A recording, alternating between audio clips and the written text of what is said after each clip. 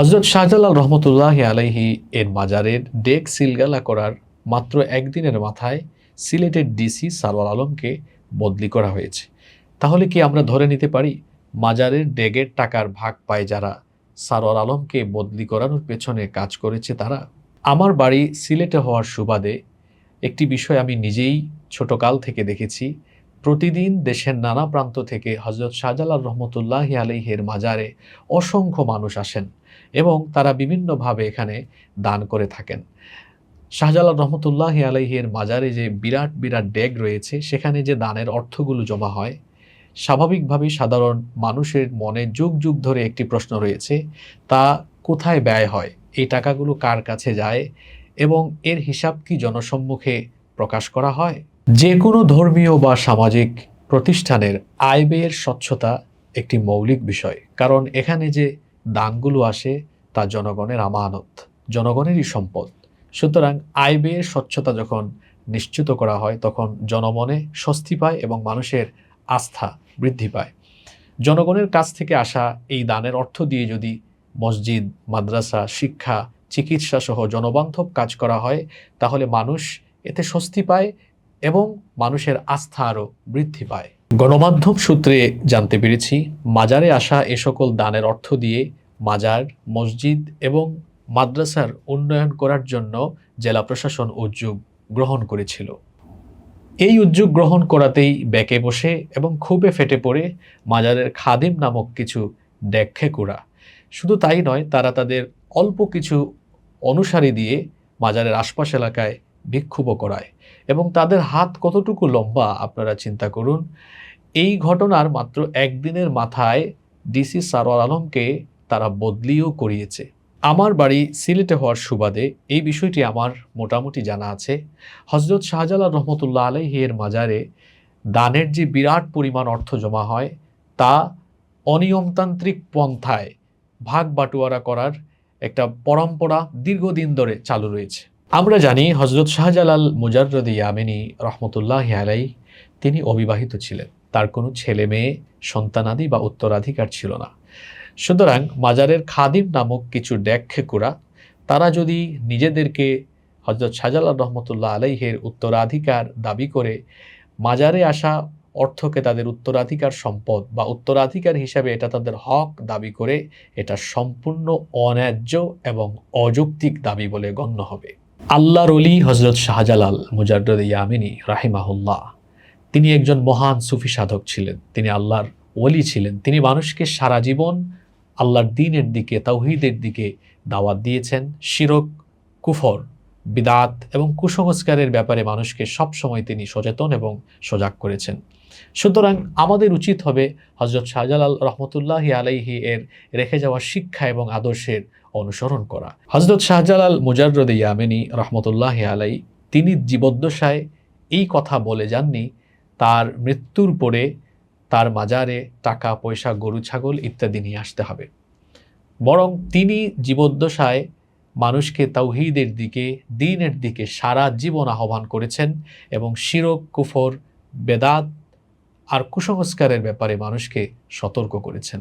সুতরাং আমাদের উচিত হবে হযরত শাহজালাল মুজাররদ ইয়ামেনী রহমতুল্লাহি আলাইহির রেখে যাওয়া এই শিক্ষা এবং আদর্শের অনুসরণ করে তাওহীদের উপরে অটল অবিচল থাকা। ডিসি সারওয়ার আলম যে উদ্যোগ গ্রহণ করেছেন, এর মাধ্যমে তিনি শত শত বছর ধরে চলে আসা অনিয়ম এবং দুর্নীতির লাগাম টেনে ধরেছিলেন এবং ধর্মীয় কুসংস্কারের পথ বন্ধ করার একটি প্রচেষ্টা তিনি চালিয়েছিলেন। তার এই উদ্যোগে সিলেটের সচেতন মানুষ, আলিম ওলামা এবং দেশের সচেতন জনগণ অত্যন্ত খুশি হয়েছিলেন। সরকারের উচিত ছিল ডিসি সারওয়ার আলমকে এজন্য পুরস্কৃত করা, যাতে অন্যরা আরও বেশি উৎসাহিত হয়। অন্যান্য সরকারি আমলারা তারা যেন আরও বেশি উজ্জীবিত হয়, উৎসাহিত হয়। সেটা না করে সরকার তাকে বদলি করে দিলেন এবং এ দ্বারা একটা বার্তা দিতে চাইলেন যে এদেশে ভালো কাজ করলে বদলি হয়ে যেতে হবে। এদেশে ভালো মানুষের বা ভালো কাজের কোনো মূল্যায়ন নেই।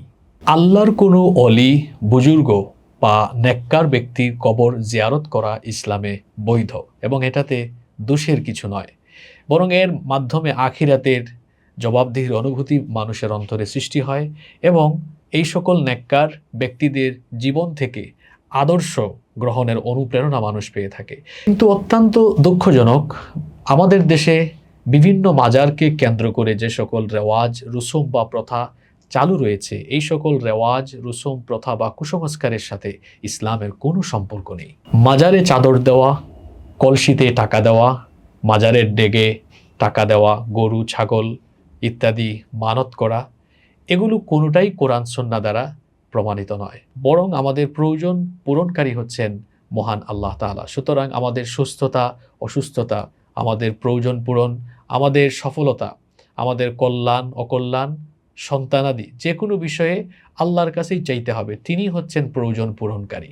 মাজারে যে অর্থ দেওয়া হয়, সেই অর্থ দিয়ে যদি কোনো এতিম, মিসকিন, অসহায়ের মুখে খাবার তুলে দেওয়া হয়, কোনো এতিম মেয়ের বিবাহের ব্যবস্থা করে দেওয়া হয়, কোনো বিধবার কল্যাণে যদি তা ব্যয় করা হয়, কোনো দরিদ্র শিক্ষার্থীর পড়ালেখার জন্য তা যদি ব্যয় করা হয়, কোনো অসুস্থ মানুষের সুচিকিৎসার জন্য তা যদি ব্যয় করা হয়, মোট কথা এটি যদি মানুষের কল্যাণে, উপকারে ব্যয় করা হয়, মাজারে অর্থ দেওয়ার চাইতে মানুষের কল্যাণে এই টাকা ব্যয় করা অনেক অনেক সওয়াবের কাজ, এবং এটি আল্লাহ তাআলার কাছে অধিকতর প্রিয় কাজ।